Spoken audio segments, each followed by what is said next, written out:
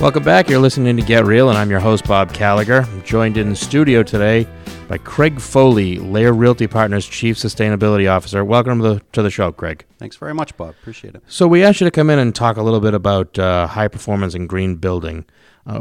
Where is the green market going, and what does it include in Massachusetts? Yeah, there's a lot to it, actually, in Massachusetts. I mean, you know, even starting with just existing homes, right, which is kind of the elephant in the room when we talk about the energy and environmental challenges that are in front of us. Right. There are a lot of homes out there. There are a lot of buildings out there. And they eat up about 39% of total U.S. energy consumption in the United States. You know, wow. Yeah, it's huge.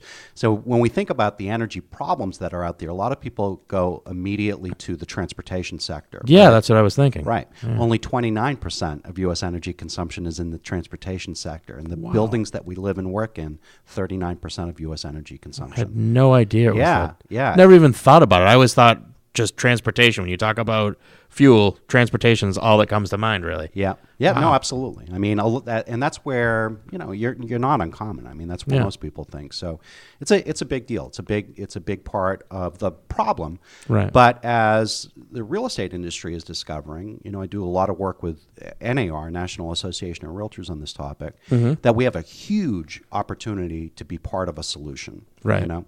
And, you know, even in the existing homes, as I said, we have the Mass Save program, for instance, in Massachusetts, right, where you get an energy assessment. It's no cost in this state, which is really unusual compared to other states. And, you know, they come in and do air sealing, insulation work. Maybe you have some opportunities to upgrade some systems, put in these new ductless mini splits, air source heat pump systems.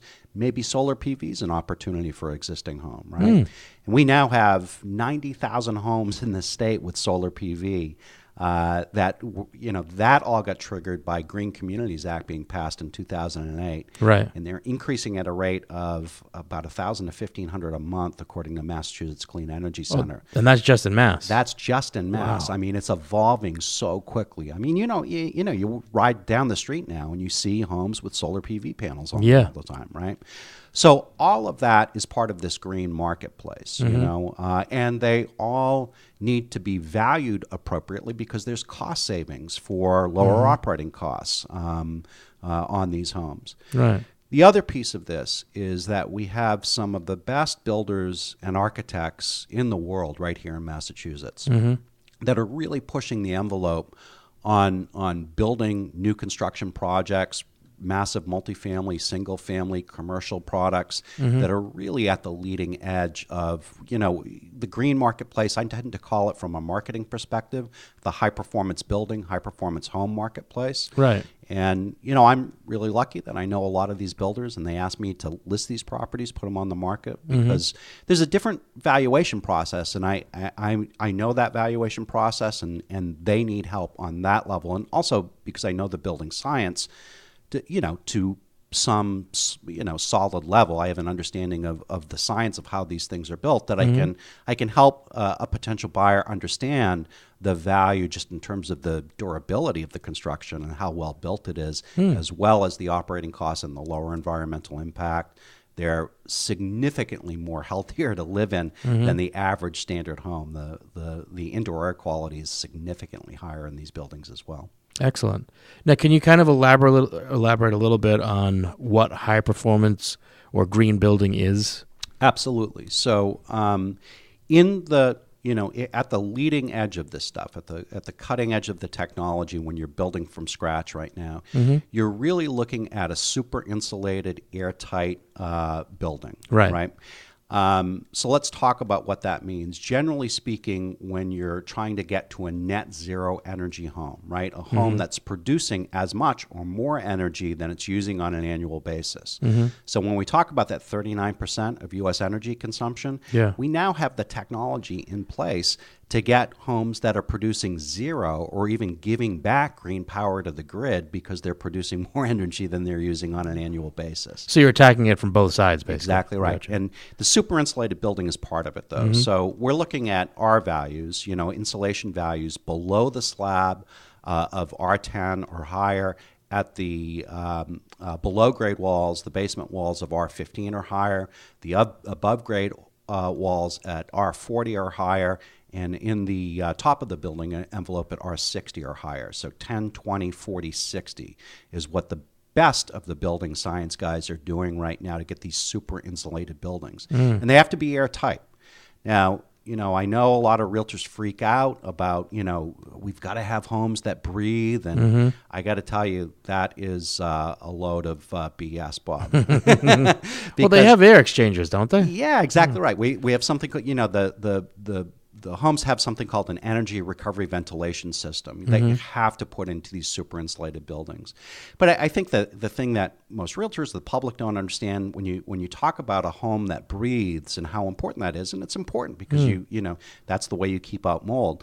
But what most people don't understand is through something called stack effect, what you're breathing is all of the nastiness that's down in your basement that's coming up through the house. Right. So you get these super insulated buildings, these airtight buildings with these energy recovery ventilation systems that are bringing in fresh air on a constant level.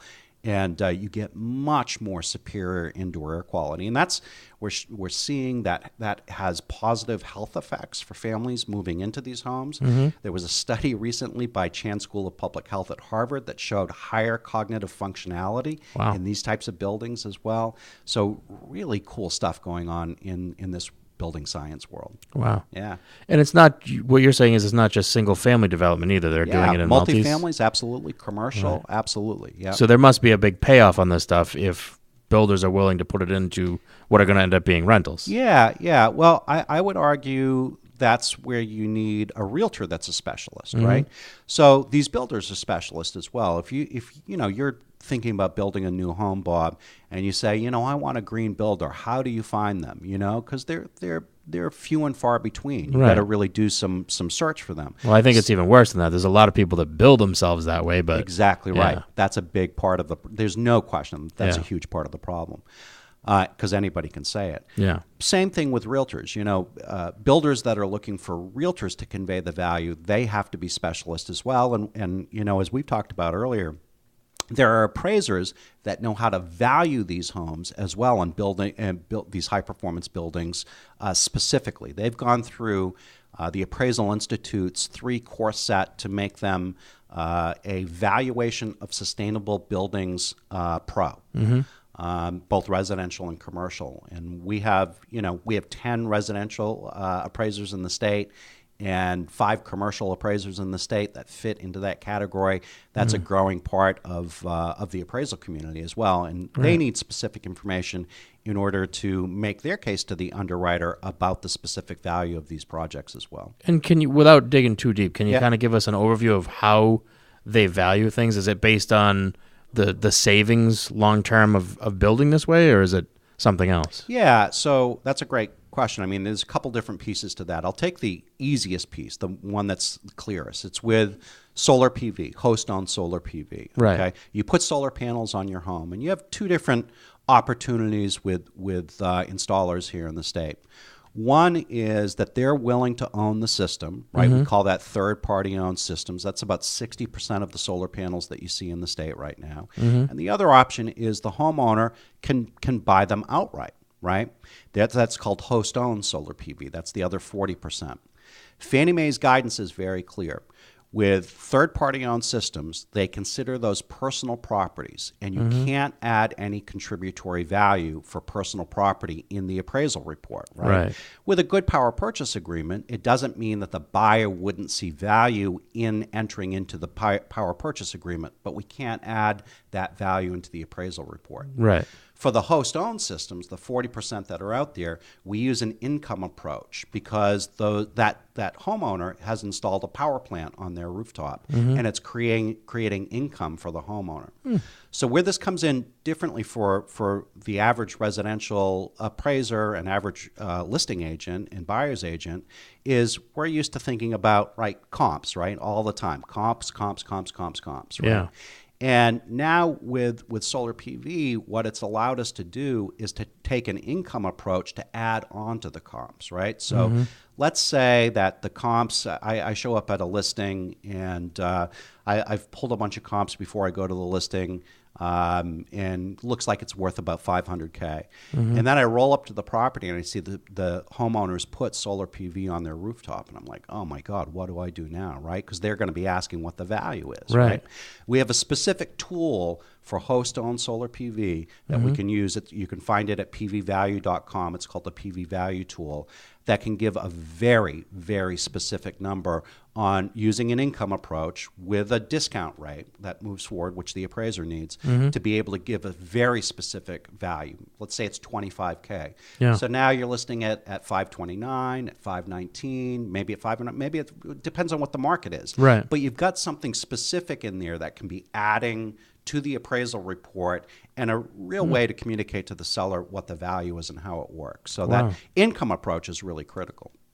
Now, the other piece of this that I would add is, cost savings is a big part of this. There's no question about it. Right. But there are certain certifications, particularly in the greater Boston markets, green certifications like LEED, Leadership in Energy and Environmental Design, that have a certain cachet to them because they're really pushing the envelope about what high-performance building and design is all about. And, we can look at that as a price per square foot premium because it has this third-party certification, this very rigorous third-party certification that we can also add to the appraisal report as well. And how do you, if you're a homeowner that's thinking about doing this, how do you decide between, a host-owned system, which is they buy it, right, or versus a third-party system? How do you decide which way to go? Well, hopefully your installer is taking you through the options that are out there. Obviously with the third party owned, there's no costs in Massachusetts, right? I mean, it's such a lucrative business for the third party owners to be able to own these systems and take the 30% investment tax credit. The old Massachusetts credit was something called SREC, Solar Renewable Energy Credits, and those were really valuable in the marketplace. They still are. They last for 10 years. But if you've got the cash or you want to take a second, get a mortgage for one of these and own the system, then you as the homeowner get that 30% investment tax credit and the Massachusetts credits that are out there as well. So the payback on these systems is, oftentimes 5, 6, 7 years because the price of solar has dropped so much over the last 10 years as well. Wow. So it's kind of a no-brainer. I teach, the green designation for NAR a lot, and obviously this is the hottest topic, talking about solar PV in Massachusetts right now because it's emerging so quickly. But it's a super hot driver in the marketplace right now. It's what people want to talk about, engage with, and it's very specific in terms of how we get the valuation of that. Right. Have you heard anything about, like every once in a while I see ads on Facebook for Tesla's new roof shingles that are actually photovoltaic cells? Yeah. Is that real or is that just hype right now? No, I mean, Tesla has produced those. They're active in the market in California. What I've heard from the solar installers that I deal with is let's give it a little bit more time in the Northeast. Partly because terracotta shingles, right? Those beautiful shingles that have kind of an airflow through them. Yeah. The feeling is that those are the ones that we want to test. There's a reason why the solar PV panels sit 4 inches off your rooftop, because we want airflow flowing between them. They get pretty hot. Right? So the worry could be that if you put them flat on the roof, like asphalt shingles or slate shingles, the worry from some of the installers that I've been dealing with is that, let's test it out, see what that does to the wiring before we go full hog. Oh, because it's going to get so hot. Could be, yeah. We just don't know yet. If it does work, it'd be great. I would think. Oh, absolutely. Why would you put any other kind of roof shingle on if you could basically have a house that's self-sufficient? Yeah. I mean, the cool thing about them, too, if you take a look at the durability tests on Tesla, they're dropping like 2,000-pound weights on these things, and they bounce right off the roof. They're super durable as well. So it's a great roofing system as well, not Absolutely. just for power. Yeah. Lifetime warranty Tesla's offering on these things too as well. Yeah. Wow. So what do you think? 5 more years before we know for sure? Yeah, we'll see. I mean, it could be faster than that, see how it rolls out. One of the things though that pops up in classes is some realtor will say to me, "Oh my God, I don't want them on the front of the house because they're so ugly." Right. Yeah. Well, beauty's in the eye of the beholder, Bob. So I look at those solar PV panels and I think they're the sexiest thing on the face of the earth, right? So that's me, right? Yeah. And I don't know. I missed the class, I guess, where asphalt shingles suddenly added aesthetic value to a home. So that's a very good point. Very good point. We're getting low on time here. I know you're you're going to be listing a property Yeah. in Weston, right? Why don't you tell us a little bit about that? Yeah, really cool project. It's been in the making for 2 years now. It's 346 Highland Street in Weston. 14 rooms, 6 bedrooms, 7.5 baths. We'll be putting it on the market at the end of March for close to $5 million. And it's really the leading edge of taking an original 1897 historic home and really pushing the envelope on bringing it up to date. Wow. So it'll be LEED Platinum certified, so the highest certification under leadership in energy and environmental design. It'll be Indoor Air Plus certified through the EPA. It'll be a zero net energy ready home through the U.S. Department of Energy, and an Energy Star rated home as well. The developer is incredible. The builder is incredible. The architect, my God, the architecture of this place, Bob, is just phenomenal. The finish work on it is phenomenal. Is it more modern feeling, or? Well, no. It takes the 1897 vernacular of the farmhouse and kind of uses that.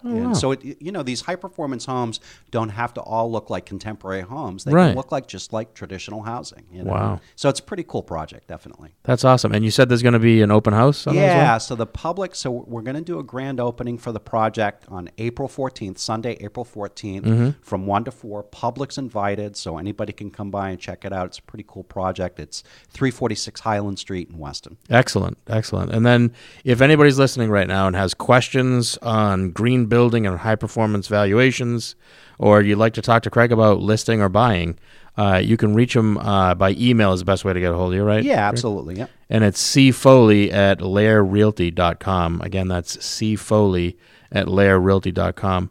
Craig, we really appreciate you coming on the show with us today. Thanks, Bob. I really appreciate you having me. Great. We're going to take a quick commercial break. We'll be back with more Get Real after this.